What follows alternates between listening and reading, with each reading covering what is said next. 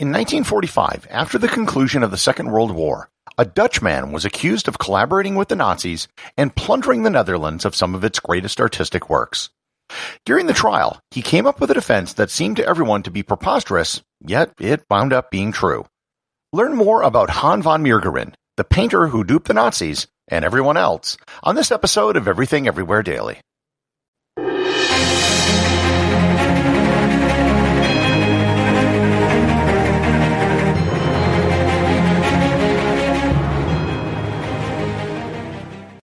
I traveled through time to tell you this. Almost everything that happens in politics today has happened before, has been debated before, maybe in slightly different forms. On My History Can Beat Up Your Politics podcast, since 2006, I've been examining the history behind today's politics and adding layers of context to some of today's debates and telling some great stories. I'm Bruce Carlson. Join me at www.myhistorycanbeatupyourpolitics.com or wherever you get your podcasts, Apple Podcasts, wherever else you get your podcasts from. Learn how George Washington and FDR supported vaccines in their time.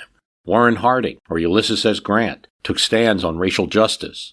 John and Abigail Adams and what they had to say about free speech and the press. What Abraham Lincoln had to say on that. What were the conspiracy theories that had to be debated during the debate over the Constitution? Were things more partisan or less partisan in the past? We're balanced on My History Can Beat Up Your Politics, so I promise you won't be infuriated even if you don't agree. We take a balanced approach. So listen, www.myhistorycanbeatupyourpolitics.com.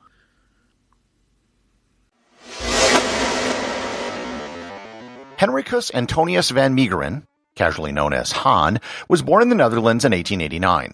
Despite a love of art and a desire to become an artist, he did not grow up in an artistic household. His father did everything he could to stop his son's artistic ambitions. When he went to university, he was forced to study a practical subject like architecture, not painting. While in high school, he had a teacher named Bartus Korterling. Korterling was an amateur painter and had a deep fascination with the Dutch masters. In addition to being a devotee of the Dutch masters, he also rejected the modern artistic movements at the time, such as Impressionism. Korterling managed to pass on to a young Han van Meegeren his love of the Dutch masters. In addition to appreciating their style, he also taught him many of the techniques they used, including how they blended paint. Han eventually began a career as a painter. He had his first public exhibition in 1917 and began to earn a reputation. He did drawings that became quite famous in the Netherlands, but eventually focused on portraits. He developed a clientele from all around Europe of people who wanted portraits painted in the style of Dutch masters. Many of his other paintings were panned by Dutch art critics. The primary complaint was that his works were derivative and unoriginal. Most art critics were taken at that time by new art movements like Surrealism and Cubism and didn't look kindly on someone like Van Meegeren who tried to uphold the style of the classics. One critic made a rather biting comment when he wrote that Van Meegeren was, quote, a gifted technician who has made a sort of composite facsimile of the Renaissance school. He has every virtue except originality, end quote. It was during this time that Han van Meegeren took up another career. Well, not another career per se, but a different focus for his artistic pursuits. He became an art forger. He already had a style similar to the Dutch masters, so it was a small step to actually creating works that could be passed off as works done by the masters. He created forgeries of famous Dutch painters such as Pieter de Hoek, Gerard ter Borch, and Johannes Vermeer. His forgeries were good but not great. It could probably fool an amateur art buyer but not a true art expert. He wanted to prove all of the art critics wrong by creating the ultimate forgery. A forgery so good people would think it was the real thing. The target of his project was Vermeer. Now, if you remember back to my episode on Vermeer, there are very few Vermeer paintings that still exist. So in 1932, he moved to the south of France to begin work on his forgery masterpiece. He hunted down original 17th century canvases. He created his own paint using the same recipes that Vermeer did. He even created paintbrushes out of badger hair, which was the same type that Vermeer used. It wasn't enough to make a painting that looked like one that Vermeer would have made. He also needed to make the painting look 300 years old. He experimented with applying resins to the paint to make it look old, putting it in an oven to make it crack, and even applying a roller to it to make it look more distressed. He spent 6 years mastering his forging technique. He created 2 paintings that were based on actual Vermeers. They were similar but not identical. He never sold these and kept them in his possession. After returning from the 1936 Olympics in Berlin, he set to work creating his magnum opus. He purchased a 17th century Dutch painting called The Awakening of Lazarus, which he used as his canvas, and went to work. The final product was called The Supper at Emmaus, which is taken from a story in the New Testament. Caravaggio had painted his own version, and it was believed that Vermeer may have traveled to Italy, so this would be passed off as Vermeer's version of the same Bible story. After it was completed, he gave it to a friend and told him it was a real Vermeer, and asked him to show it to Dr. Abraham Bredas, one of the most respected art historians in the world who happened to live in Monaco. Bredas examined the painting in September of 1937 and declared it to be a genuine Vermeer. Not only that, but it was Vermeer's masterpiece. He did no technical analysis on the painting. The painting was then purchased by the Rembrandt Society for what would be the equivalent of about $4.5 million today. With the money, he moved to Nice and made more forgeries and made even more money. Suffice it to say, he became really rich off making forgeries of great Dutch masters. He moved back to the Netherlands in 1943 and at this point had a net worth of about $25 to $30 million in modern currency. So far, this is an interesting story, but even considering the art forgeries, this probably still wouldn't be episode-worthy. What made it episode-worthy happened in 1942. One of Van Meegeren's agents sold one of his paintings called Christ with the Adulteress, which was passed off as a Vermeer. The painting was sold to a Nazi art dealer by the name of Alois Meitel. Meitel, in turn, sold the painting to the head of the German Luftwaffe, Field Marshal Hermann Göring. The painting was traded for 137 paintings that the Nazis had stolen. Göring wasn't what you would call an art expert. He was more of an enthusiastic amateur. And there weren't any real Vermeers to compare it with because they were all in storage for protection.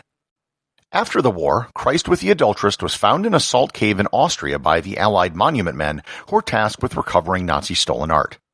They worked the chain of possession back to Meitel, who in turn sent them to Han van Meegeren. Van Meegeren was then arrested for collaborating with the enemy and for the plunder of Dutch cultural property. The penalty for collaboration was death. At this point, Han had quite the dilemma. He could either be accused of collaboration and be put up against a firing squad, or he could fess up to creating the forgery and maybe spend a year in prison. He picked door number 2. In open court, he confessed to everything. He explained his process, how he made the paints, and how he got old canvases. He spilled all the beans. He said on the witness stand, quote, "The painting in Göring's hands is not, as you assume, a Vermeer of Delft, but a Van Meegeren. I painted the picture." Moreover, he spun it such that he made himself look like he was purposely trying to defraud the Nazis. There was one big problem. No one believed him.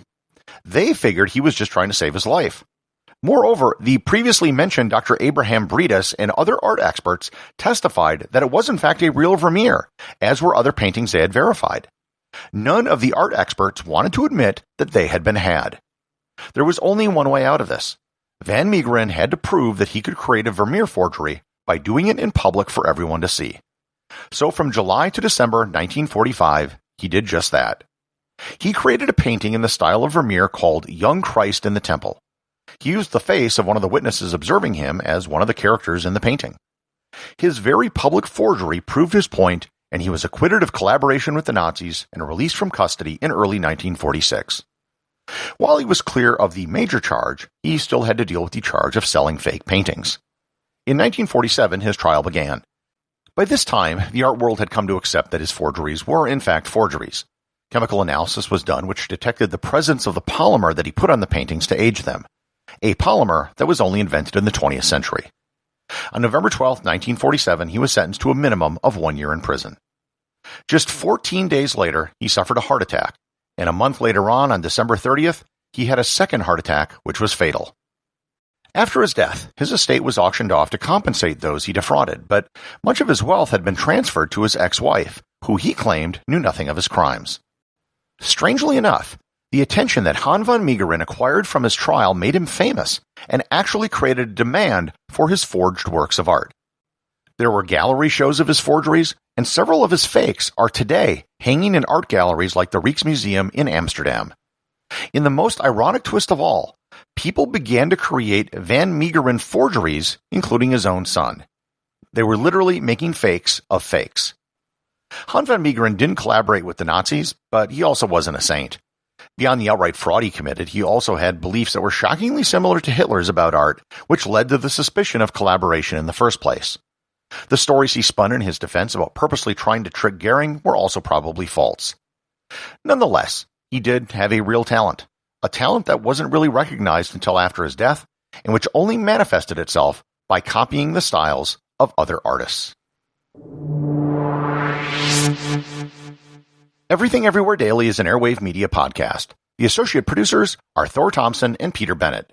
Today's review comes from listener Deeble over at Podcast Addict. They write, diverse, succinct, fascinating, superb. Thanks, Deeble. Also accepted as an answer would have been eclectic, concise, captivating, glorious. Remember, if you leave a review or send me a boostagram, you too can have it read on the show.